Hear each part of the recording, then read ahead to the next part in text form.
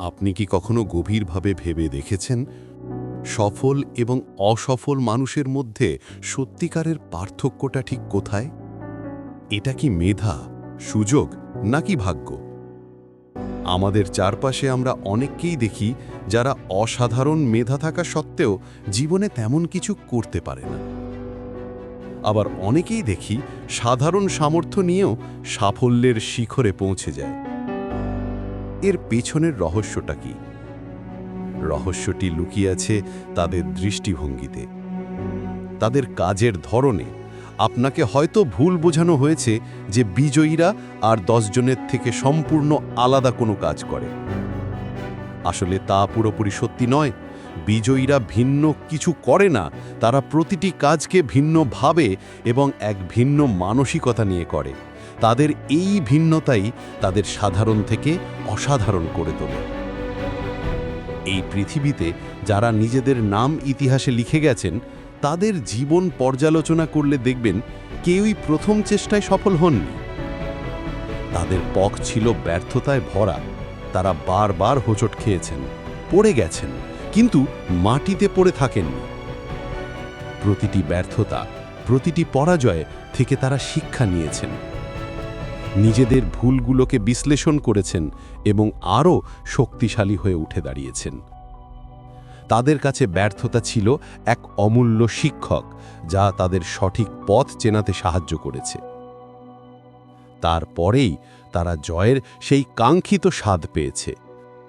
তাই আপনি জীবনে কতবার হেরেছেন, কতবার ব্যর্থ হয়েছেন, তা নিয়ে বিন্দুমাত্র ভাববেন না, কারণ এই সংখ্যাগুলো একেবারেই গুরুত্বহীন।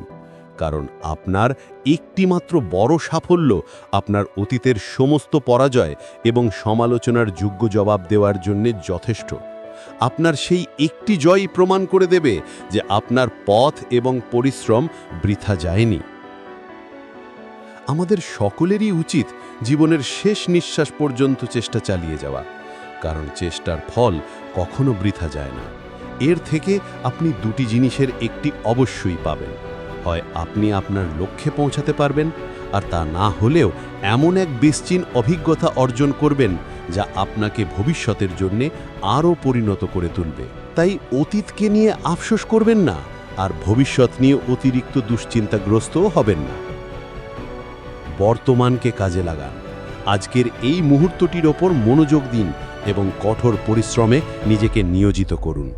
আজকের এই পরিশ্রমই আপনার উজ্জ্বল আগামীকালের ভিত্তি স্থাপন করবে। মনে রাখবেন, কোনো কিছু করার প্রবল ইচ্ছাই আমাদের মধ্যে আসল অনুপ্রেরণা তৈরি করে। তাই নিজেকে অলসভাবে বসে থাকতে দেবেন না, সব সময় কোনো না কোনো কাজে ব্যস্ত রাখুন। কারণ যাদের হাতে অফুরন্ত অলস সময় থাকে, তাদের মন প্রায়শই দুঃখ, হতাশা আর নেতিবাচক চিন্তায় ভরে যায়। কিন্তু যখন আপনি ব্যস্ত থাকবেন, তখন অপ্রয়োজনীয় চিন্তা আপনার মাথায় আসবে না। তখন আপনার একমাত্র লক্ষ্য হবে জীবনে বড় হওয়া এবং ভালো কিছু করা। তাই যারা আপনার হারের অপেক্ষায় বসে আছে, যারা আপনার সামর্থ্য নিয়ে উপহাস করে, তাদের সেই ভ্রান্ত ধারণা ভাঙার জন্যে আপনাকে আরও বেশি পরিশ্রম করতে হবে। তবে এই পরিশ্রম হতে হবে নীরবে, নিভৃতে। আপনার সাফল্যই একদিন সশব্দে তাদের কাছে আপনার পরিচয়ের জানান দেবে। জেনে রাখুন, সফলতা নামক তালার একমাত্র চাবিকাঠি হল কঠোর পরিশ্রম। নিজের জীবনের ইতিহাস লেখার জন্য যতটা না কলমের কালি প্রয়োজন, তার চেয়ে অনেক বেশি প্রয়োজন হয় সাহস আর দৃঢ়তার।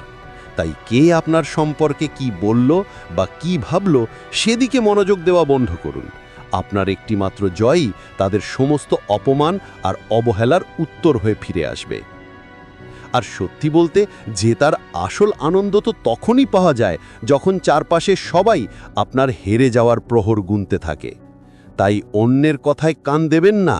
যারা যা ভাবছে তাদের ভাবতে দিন। কেউ যেন আপনাকে মানসিকভাবে দুর্বল করে দিতে না পারে। একটি কথা সবসময় মাথায় গেঁথে রাখবেন, খেলার মাঠে পরাজিত ব্যক্তিটিও ঘুরে দাঁড়িয়ে আবার জিততে পারে, কিন্তু যে মানুষ মন থেকে একবার হেরে যায়, তাকে দিয়ে আর জেতা সম্ভব নয়।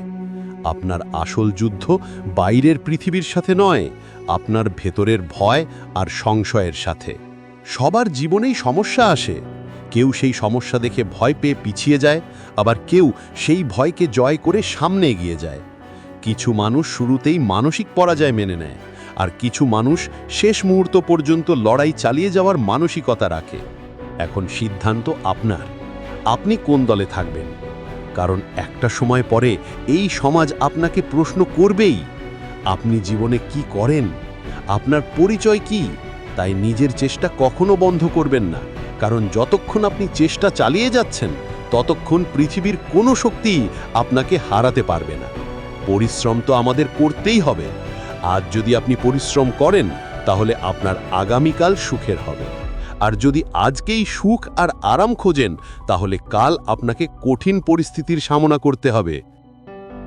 মনে রাখবেন, সময় এবং আপনার শারীরিক শক্তি সবসময় আপনার পাশে থাকবে না। বয়সের সাথে সাথে সামর্থ্য কমে আসবে। তাই যা কিছু করার তা আজই করুন। পরিশ্রমের এমন নেশা করুন যেন তার ফল হিসেবে সাফল্য নামক রোগ আপনার জীবনে আসে। এই পৃথিবীর পরিচালকও পরিশ্রমী মানুষদের বেশি পছন্দ করেন। যেমন দুঃখের পরেই সুখের আসল মূল্য বোঝা যায়, ঠিক তেমনি বারবার পরাজয়ের মধ্য দিয়েই জয়ের পথ তৈরি হয়।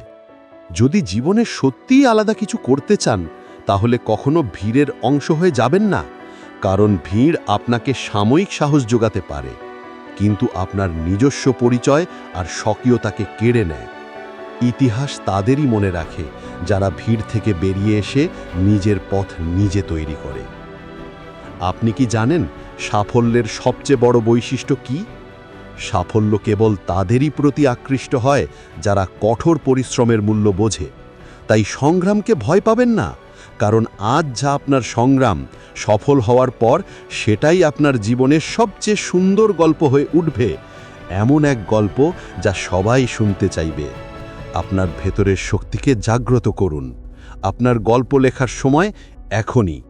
পৃথিবী আপনার সাফল্যের স্বর শুনতে প্রস্তুত।